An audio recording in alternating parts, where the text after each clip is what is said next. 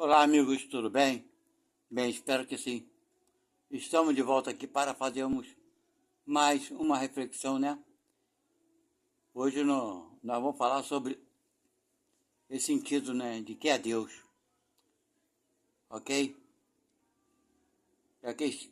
Aqueles que estão chegando aqui pela primeira vez, sejam muito bem-vindos. Espero que gostem da nossa conversa, do nosso papo. Se inscrevam e não deixem de dar o like, ok? Então estamos aqui com o livro Dois Espíritos, ok?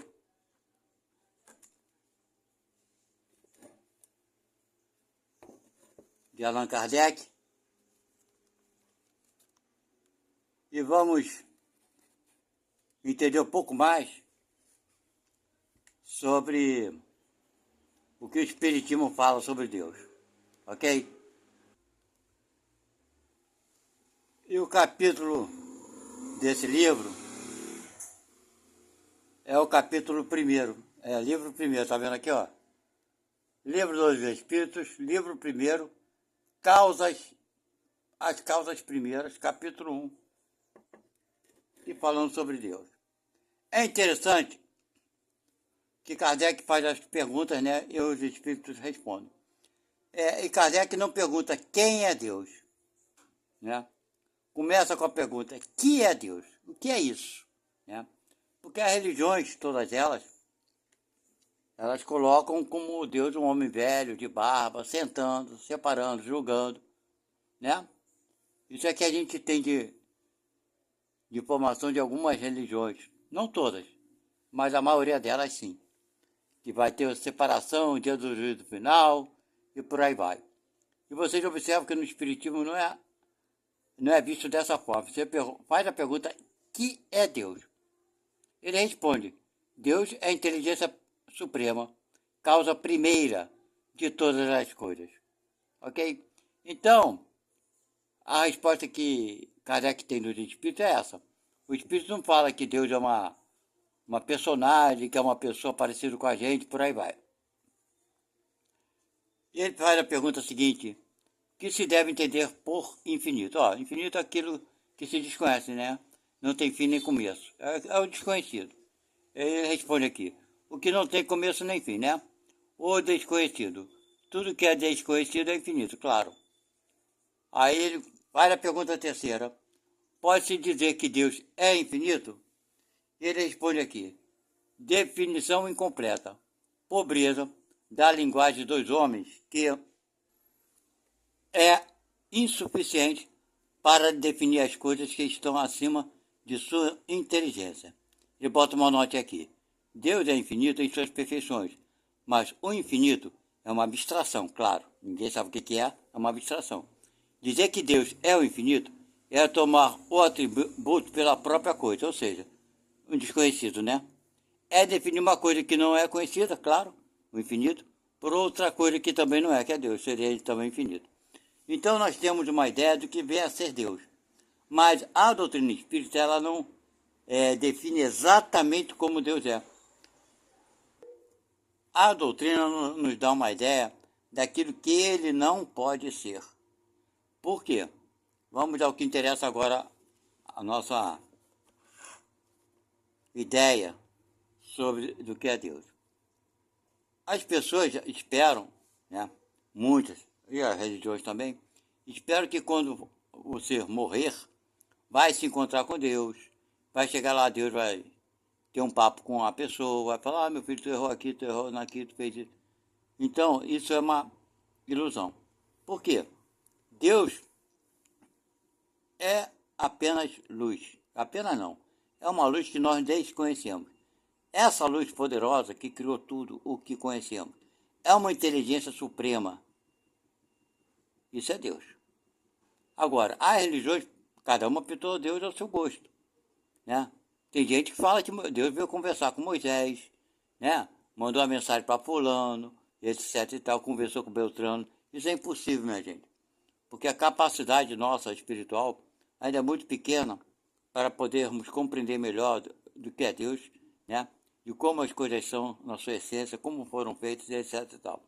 Só com o passar dos anos e séculos é que poderemos e teremos uma visão mais ampla de que como essa força é e de que como ela nos criou, ok? Uma ideia. Aí sim, mas vamos precisar de muitos séculos. Cientificamente, na atualidade, as pessoas, os cientistas, a maioria deles, tá? Não se envolvem com as questões religiosas. Eles buscam provas, né? Porque a ciência ela tem que provar. Não adianta você achar, por exemplo, a pessoa nega a existência de Deus. Tem várias pessoas aí famosas. Ah, eu não acredito não, acho que foi acaso, etc e tal. Ela não pode negar uma coisa que ela desconhece. Vocês não concordam comigo? Vou dar um exemplo para vocês.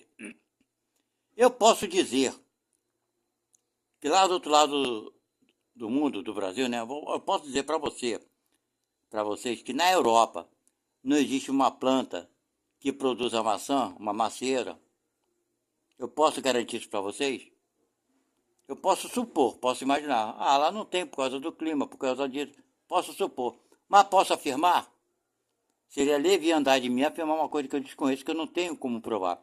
Agora, desde que eu viaje para a Europa e vá em todos os cantos e confirme, né, que ela exista, essa árvore, essa planta, ou não exista, aí eu posso provar. Provei, não existe.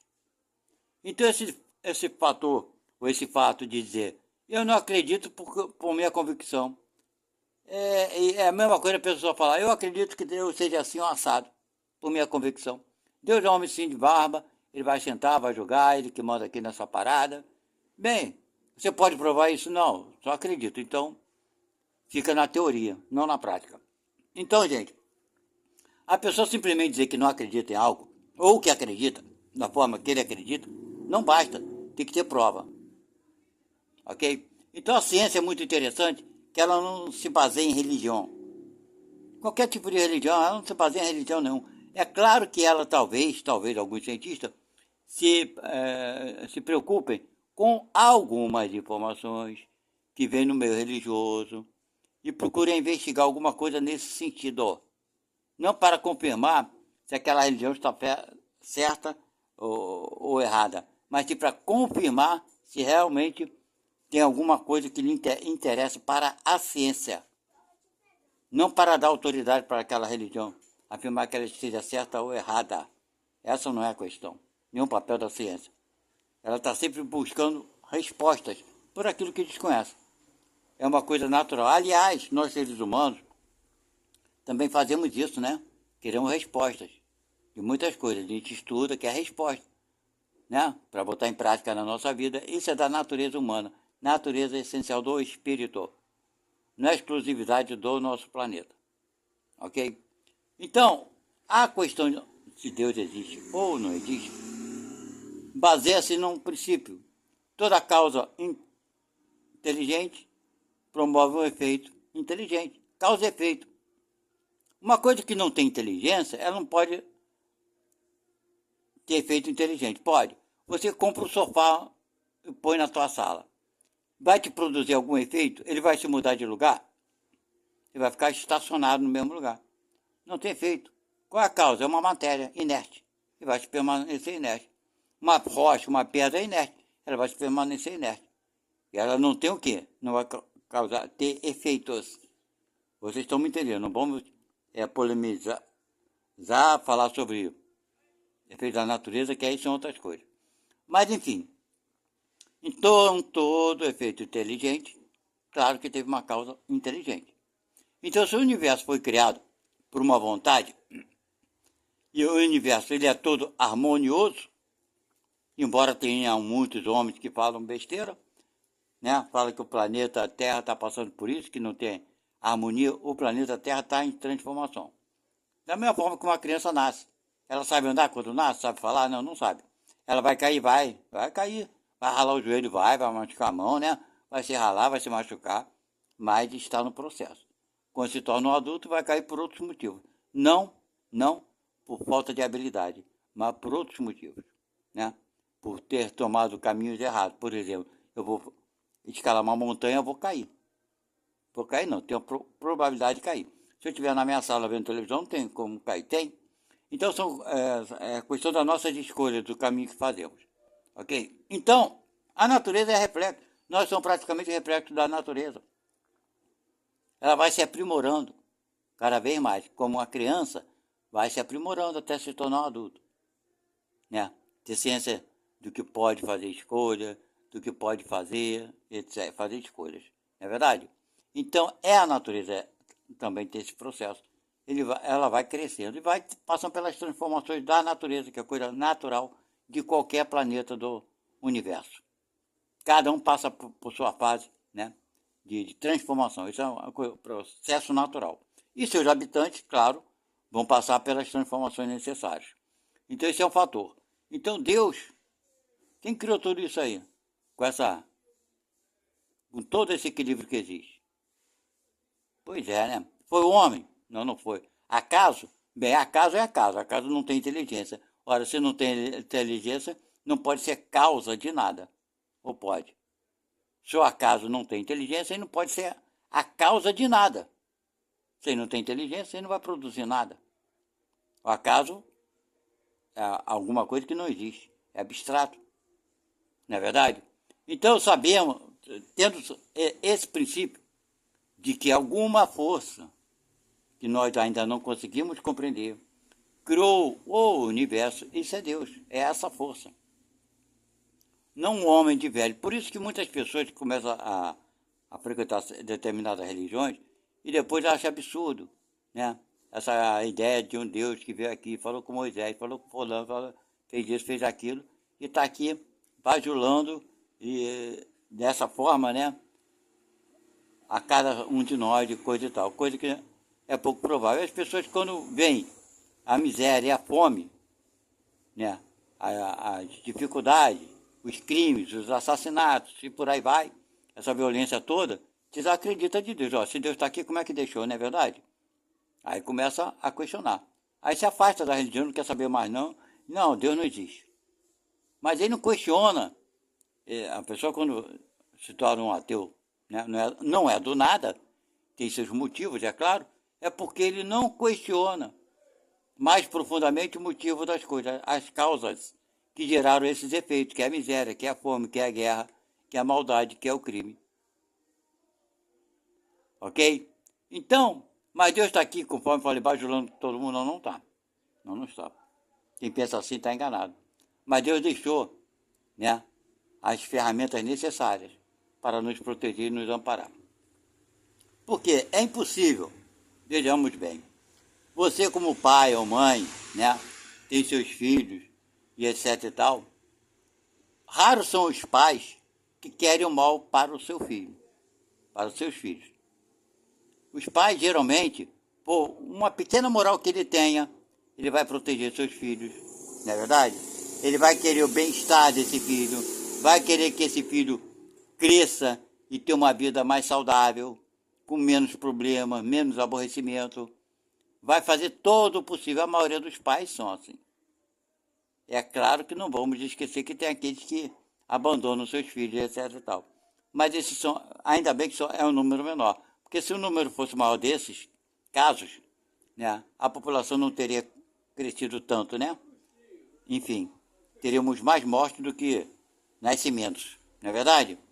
Então, gente, um bom pai, uma boa mãe, vai proteger seu filho, fazer o possível para que ele cresça. Vai estar sempre amparando. Aí você não está presente, mas olha só, você não está presente na vida do seu filho 24 horas por dia, está? Mas você na sua casa, na sua educação, no seu jeito de lidar, você vai ensinar ele como ele deve agir fora do lar. Vai ensinar ele que dentro do lar ele está protegido com muito mais amparo, claro, né? Porque você está presente. Mas fora do lar, na rua, na escola, ou mesmo quando ele já tem uma certa idade, ele já é adulto, você vai o quê? Passar ensinamentos para ele. Então, os teus ensinamentos vão ajudá-lo a agir fora da tua casa.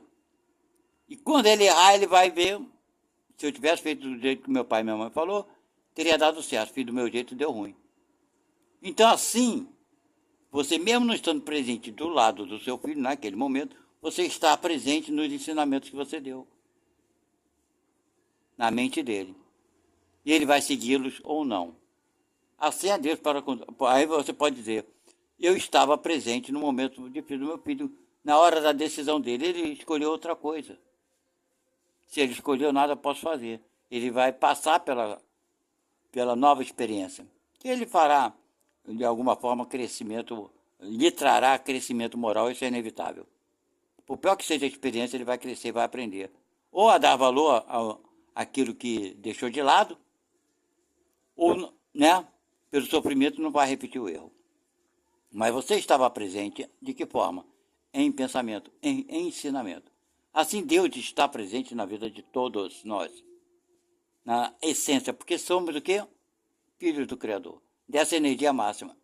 E ela, querendo ou não, nos protege e nos ampara.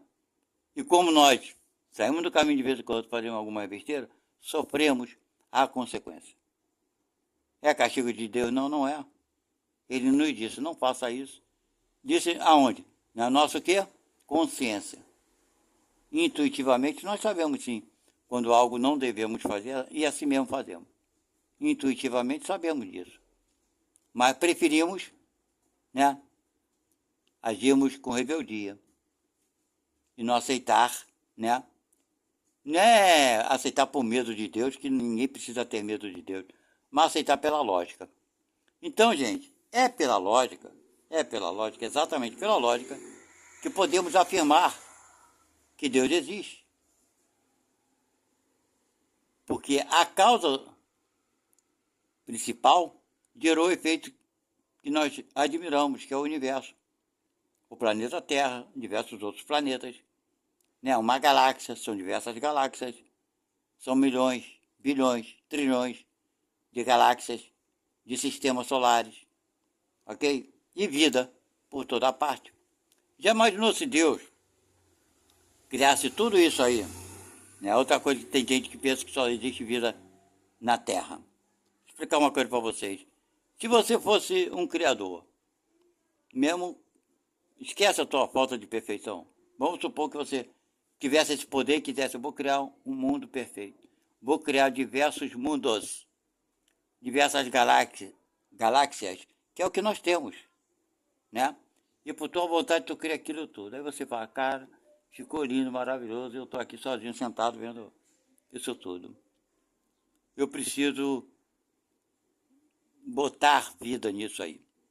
Eu vou criar um processo onde vão nascer filhos meus.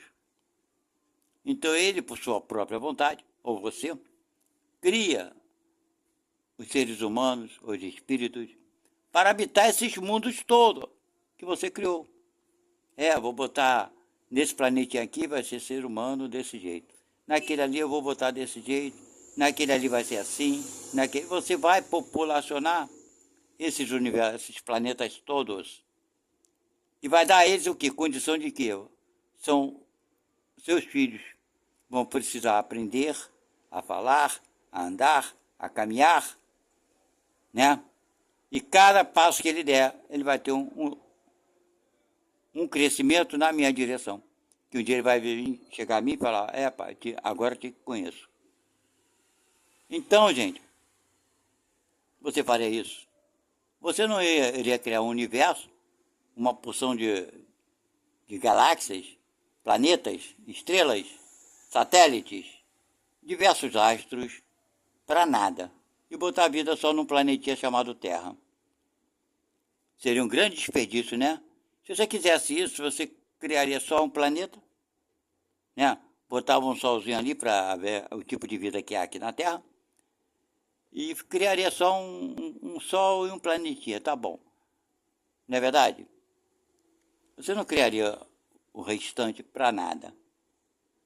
Então, é assim que a gente consegue ver um pouco. Se você não faria, imagina Deus. Ele não criaria tanta coisa para nada. Vou criar vários planetas, vou criar várias galáxias, só para meus filhinhos daquele planetinha miúdo, menos que um grão de areia, posso olhar para o céu e olhar as estrelas à noite, admirar.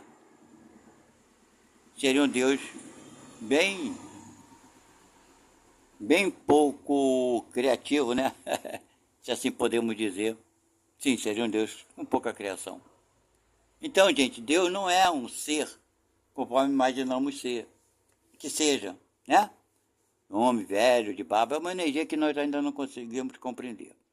É a questão de vida fora da Terra. Vamos observar o seguinte.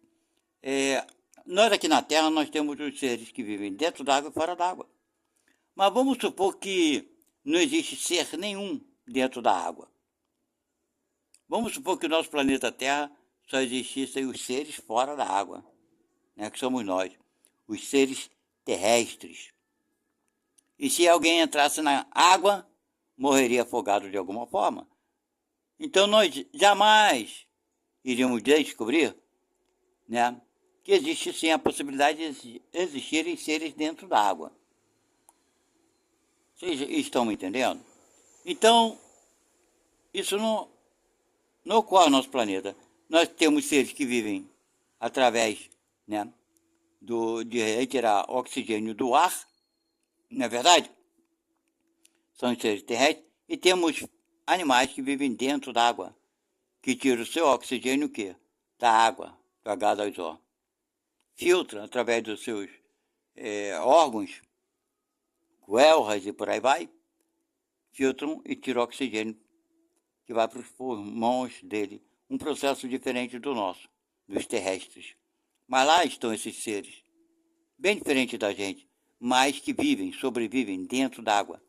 E se tirar ele e botar fora d'água, ele vai morrer por asfixia. E da mesma forma nós, né? Se formos jogados dentro do mar, dentro d'água, né? Sem equipamento, claro, nós iríamos morrer afogados. Íamos encher nossos pulmões de quê? De água. Não é verdade? Então, assim, minha gente, nós conseguimos ver que no nosso planeta nós temos dois tipos de vidas bem distintas, onde uma não sobrevive, é claro, sem recursos, no ambiente do outro ser. Uma espécie não sobrevive no ambiente da outra espécie. Vocês estão entendendo? Então, como poderíamos acreditar que num planeta onde não haja nem água, ok? Que haja mares de nitrogênio ou de qualquer outro tipo de gás, que não existam seres que vivam, né, mergulhados nesse nitrogênio, mergulhados em qualquer outro tipo de gás. Vocês sabem que o nosso gás de cozinha ele é líquido, né? Ele em contato com o ar, ele se evapora. Mas ele na sua densidade é líquido. O gás do botijão de cozinha. Da mesma forma, imagina esses planetas que são feitos somente de gases. Mares de gases. Como não podemos acreditar que existam seres, né, com, claro, condições de sobreviver naquele ambiente? Um mundo que seja muito quente, ou muito frio, muito gelado. É muito gelado ou muito quente para a gente, não para aqueles que lá habitam. A água mata a gente, mas não mata o peixe. Será que vocês conseguem entender? O ar, a terra, mata o peixe, mas não mata o homem. Não é verdade? Então é claro que vão existir diversos planetas onde a nossa sobrevivência seria impossível. Mas não por causa disso não existe a vida. Não existe uma vida inteligente, principalmente. Agora, é claro que existem planetas semelhantes ao nosso planeta, claro e evidente. Muitos. Com a vida tipo de vida semelhante, claro que existe. Mas existem tantos outros com a vida bem diferente da nossa. Aquilo que entendemos como vida. Então isso é Deus. Ele criou tudo isso aí. Foi você que criou? Foi o homem? Não. E cada dia que passa a ciência consegue dar um passo e descobrir alguma coisa nesse sentido.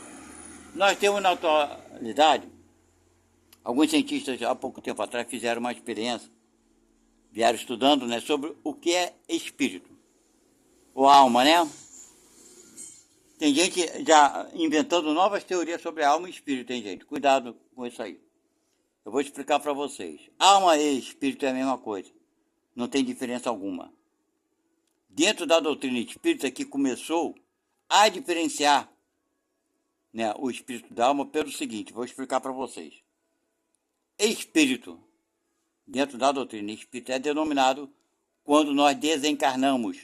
Não estamos mais ligados ao corpo. Não somos mais seres humanos, somos apenas espíritos. Quando o ser morre, ele vai para a pátria espiritual. Define-se como espírito. Mas enquanto esse espírito está vivo num corpo físico, ele é um ser humano, aí denomina-se alma, para distinguir a diferença entre o espírito estar encarnado, ou melhor seja, vivendo num corpo físico, é uma alma. E quando ele não está no corpo físico, já desencarnou, está na pátria espiritual, é um espírito. Entenderam? Essa definição que foi trazida há 168 anos aproximadamente pelos espíritos para Allan Kardec. Então, alma e espírito, minha gente, é a mesma coisa. Agora estão inventando novas teorias aí. Esses criadores de ideias absurdas, dizendo que a alma não sei o quê, que o espírito é outra coisa. Meu Deus do céu, vou dizer uma coisa para vocês. Tá difícil de entender essas pessoas. Muito difícil. Fica inventando. Ele não sabe do assunto, não conhece o assunto e acha por bem inventar história e confundir a cabeça de todo mundo. Agora, quem leu a doutrina espírita, estudou a doutrina espírita, sabe muito bem do que eu estou falando. Ok? Então, gente, quando a alma, vamos voltar lá onde eu comecei a falar sobre o espírito e a alma. Os cientistas, com diversos experimentos, tinham que investigar o que acontece com o ser humano depois que morre, né?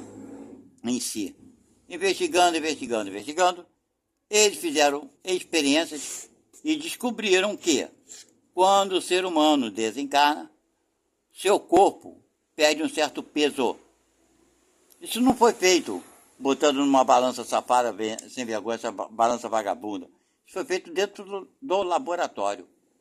Os cientistas queriam descobrir se existe alguma coisa além do corpo. Ora, se existe alguma coisa além do corpo, quando a pessoa morre, né, o corpo vai perder peso. Isso é inevitável. Isso é ciência. Agora, se não existe nada além do corpo, quando você morre, tudo se apaga, como uma lâmpada. Você pega uma lâmpada, deixa ela ligada. Desligar ela tem o mesmo peso. Ligada ou desligada. Agora, não acontece o mesmo efeito com o corpo do ser humano quando ele morre. Então, os cientistas, através desse mecanismo, descobriram que sim, que quando o ser humano morre, perde um certo peso. E sabe-se que esse peso, já que eles não conseguem ver, esse peso saindo do corpo, é energético, é energia. Então nós, espíritos, temos sim um peso molecular, mas não deixa de ser um peso, que conseguiu ser comprovado através de equipamentos dentro de um laboratório. Então os cientistas já começaram a aceitar que existe alguma coisa além do corpo. Cada um dê o nome que queira dar. Alma, espírito, energia, sei lá o quê, cada um dê o nome que queira dar. Então a ciência caminha nessa direção de buscar respostas. Ela já descobriu isso. Sim, existe algo além do corpo. Para aqueles que acreditavam que quando o ser morresse, tudo acabava, a ciência já provou. Não acaba não, cara. A gente não sabe o que acontece depois, mas tem alguma coisa a mais. Foi o que a ciência respondeu. Ela não inventou historinha. A ciência séria, ela não inventa história. Tem alguma coisa que já foi comprovado cientificamente que quando o ser humano morre, que é constatada a morte cerebral, aí sim, aquele corpo está realmente morto, por assim dizer, perde um certo peso. O que seria esse peso? Uma energia que se esvai. Dá para ver energia? Claro que não. Dá para identificar energia? Ainda não. Mas comprovado cientificamente já está. Que sim, tem alguma coisa além do corpo. Isso é ciência. Isso não é religião. Ok? Então, para aqueles que dizem que morreu, acabou, que Deus não existe, fica essa reflexão. Ok? A gente só pode afirmar aquilo que conhecemos e sabemos. Deixar de ser teoria para ser a prática, um fato. Eu vou acender uma fogueira e de longe eu vou falar que aquele fogo está quente que queima. Isso é uma teoria. Quando eu botar minha mão e sair queimado, eu vou afirmar, aí é a prática, é fato. Rapaz, queimou mesmo, olha só. Então a nossa inteligência é tão grande hoje que ao ver um fogo a gente não precisa botar a mão para saber se está queimando ou não. Já sabe. Intuitivamente sabemos. Teu pai nunca ensinou isso, interessante coisa. Tua mãe nunca te ensinou isso, interessante coisa. Mas você sabe. Então, isso é o quê? A nossa intuição. Aquilo que está dentro da gente, que Deus botou, nossa consciência. De que aquilo ali existe, mesmo que você não precisa provar. Então, a mesma coisa Deus. Ninguém precisa provar que Deus existe. Não precisa provar. Ele é, não vai deixar de ser. Se a pessoa negar ou não negar, ele não vai deixar de ser o que ele é. Ok? Então, a doutrina espírita é uma das raras religiões, das raras, que não define Deus para ninguém. Ok? Esse vai ser o nosso tema desse nosso estudo de hoje. Espero que tenham gostado. E que não esqueçam de dar o like e se inscrever no canal. Tchau, fui.